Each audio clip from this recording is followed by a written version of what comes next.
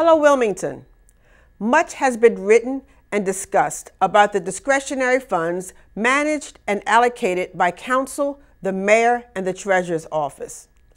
I have heard the comments that were made regarding the decisions I have made to fund nonprofit organizations. I want to take a moment to speak directly to you, the residents of Wilmington. Historically, the president of City Council has established, subject to the City Code, the process for reviewing applications and allocating funding through scholarships and grants to various nonprofit organizations and initiatives that address the needs and endorse causes beneficial to the residents of Wilmington. As president, I have used the limited resources available to me to address critical needs in our communities during the time of cuts in funding at the federal and state level. My decisions have been based solely on the merits of the organizations and the critical services they provide in communities across our city. Additionally, these initiatives have closely aligned with the priorities of the City Council strategic planning process, which focuses on youth, community, economic development initiatives, and the recommendations of the Center for Disease Control and Prevention's report on Wilmington. The 4 school districts in Wilmington have the highest numbers of suspensions, expulsions, and special needs children in the state. Simply stated, student advocacy continues to be a critical unmet need in Wilmington. I'm not trying to sell papers, I'm trying to run a government.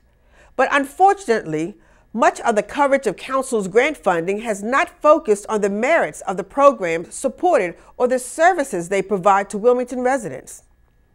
While I may disagree with the tone of the news coverage regarding Council's discretionary funding, I recognize the importance of public interest in these funds and how they are allocated. For this reason, I've committed to identifying opportunities for greater accountability and transparency throughout Council's grant application, allocation, and reporting processes. In an effort to restore public trust, City Council has implemented the following initiatives. We've commissioned a state audit of Council's discretionary fund allocations. We have also enhanced communication channels among Council by posting comprehensive allocation information internally. A grant allocations list can now be found on Council's new website for public review. Council has established a grant application period running from November 1st through January 15th for grants of $5,000 or more.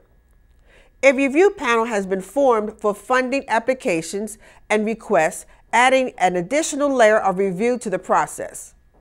Legislation has been introduced to enhance existing requirements to the City Code for greater accountability and transparency.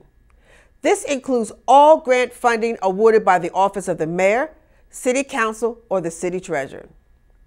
Going forward, we will monitor and evaluate the effectiveness of these initiatives to ensure that your Wilmington City Council continues to operate in the most efficient, ethical, and effective manner possible.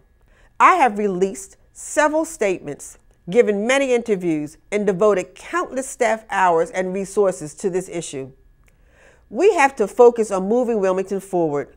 We will do this by continuing to address the issues important to you, the residents of the city we call home.